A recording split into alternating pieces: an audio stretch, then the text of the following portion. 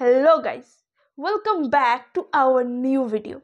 আজকের আমাদের আলোচনার টপিকটাই হলো পাওয়ার্স অফ কোর্ট, যেটা বলা আছে বিএনএসএস এ চ্যাপ্টার 3-তে। এই পাওয়ার্স অফ কোর্ট বলতে বোঝায় যে একটা কোর্টের পাওয়ার, অর্থাৎ কিনা কারোর যদি কোনো কোর্টে মামলা ফাইল হয়ে থাকে তাহলে কিন্তু এই পাওয়ার্স অফ কোর্ট থেকে সে বুঝতে পারবে যে সেই মামলায় তার সর্বোচ্চ সাজা কত দূর অবধি হতে পারে বা বিচারক তাকে সর্বোচ্চ সাজা কত দূর অবধি দিতে পারে। আমাদের মধ্যে এমন অনেকেই আছে যারা কিন্তু ভবিষ্যতে অ্যাজ আ ম্যাজিস্ট্রেট বা জাজ হতে চায়। তারা কিন্তু এই ভিডিওর মাধ্যমে জানতে পারবে যে একজন ম্যাজিস্ট্রেট বা একজন জাজ তার হাতে ঠিক কতটা পাওয়ার থাকে। এই পাওয়ার্স অফ কোর্ট কিন্তু সিআরপিসিতেও চ্যাপ্টার 3-তে বলা আছে। আমি আজ এই দুটোকে কম্পেয়ার করে বলার চেষ্টা করব। চলুন দেরি না করে ভিডিওটা শুরু করা যাক। ফার্স্ট হলো অ্যাকর্ডিং টু সিআরপিসি, সেটা হলো দেশের সর্বোচ্চ আদালত, অর্থাৎ কিনা সুপ্রিম কোর্ট।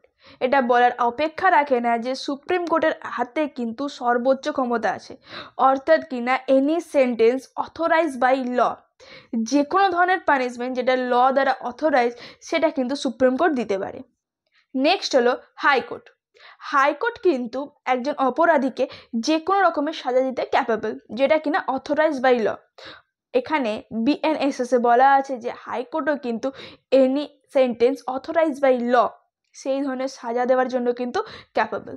এই হাইকোর্টের পরে কিন্তু আসে সেশন জাজ এবং অ্যাডিশনাল সেশন জাজ। এই সেশন জাজ বা অ্যাডিশনাল সেশন জাজ এদের হাতেও কিন্তু পাওয়ার থাকে any sentence authorise by law, অর্থাৎ কিনা এরা কিন্তু লয়ের দ্বারা গ্রান্টের সমস্ত রকম সাজা দিতে পারে।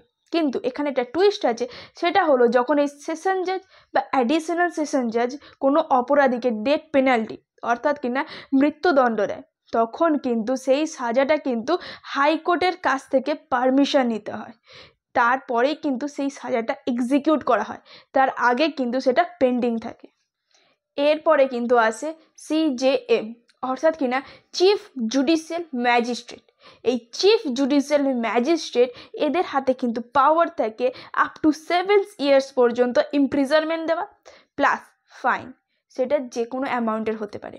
অর্থাৎ কিনা এরা কিন্তু 7 বছর পর্যন্ত কাউকে সাজা দিতে পারে, মানে জেল হতে পারে, প্লাস যে কোনো প্রকারের জরিমানাও কিন্তু এরা চার্জ করতে পারে।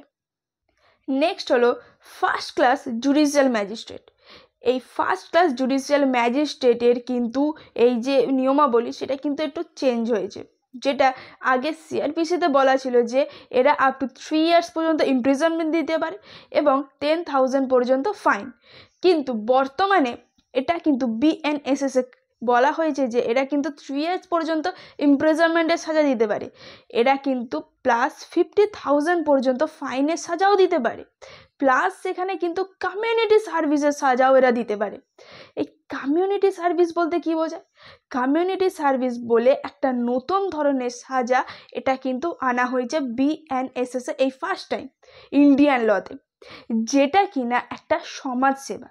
কমিউনিটি সার্ভিস বলতে কাউকে বাধ্য করা যে হ্যাঁ তুমি সমাজ সেবা করো, কিন্তু সেটা ফ্রিতে হবে, উইদাউট এনি স্যালারি হবে, সেটা কিন্তু সাজা হিসাবে কোনো অপরাধীকে কোর্ট থেকে এবারে ফার্স্ট ক্লাস জুডিশিয়াল ম্যাজিস্ট্রেট দিতে পারবে। অর্থাৎ কিনা এই ধরনের সাজা যে গার্বেজ পরিষ্কার করা, রাস্তা পরিষ্কার করা, এই ধরনের সাজা। নেক্সট হলো জুডিশিয়াল ম্যাজিস্ট্রেট ক্লাস 2। এখানে কিন্তু জুডিশিয়াল ম্যাজিস্ট্রেট ক্লাস 2 এর আন্ডারে সিআরপিসিতে বলা ছিল এরা আপ টু 1 ইয়ার্স পর্যন্ত ইমপ্রিজনমেন্ট দিতে পারে এবং 5,000 পর্যন্ত ফাইন করাতে পারে। কিন্তু এখন বিএনএসএস এ বলা আছে যে এরা কিন্তু 1 ইয়ার্স পর্যন্ত ইমপ্রিজনমেন্ট দিতে পারে, 10,000 পর্যন্ত ফাইন করাতে পারে, প্লাস এখানে কিন্তু কমিউনিটি সার্ভিস, মানে কমিউনিটি সার্ভিস যেন আমি বললাম সেই ধরনের কোনো সাজাও কিন্তু অপরাধীকে দিতে পারে। আজকের এই ভিডিওটা দেখার পরে আশা করব যে এই বিষয়ে সমস্ত কোয়েশ্চেনের অ্যান্সার আপনারা পেয়ে গেছেন এবং এই ধরনের ইম্পর্টেন্ট টপিক দেখার জন্য আমার চ্যানেলটাকে অবশ্যই সাবস্ক্রাইব করবেন এবং ভিডিওটা বুঝে থাকলে, ভালো লেগে থাকলে কিন্তু একটা লাইক করতে ভুলবেন না।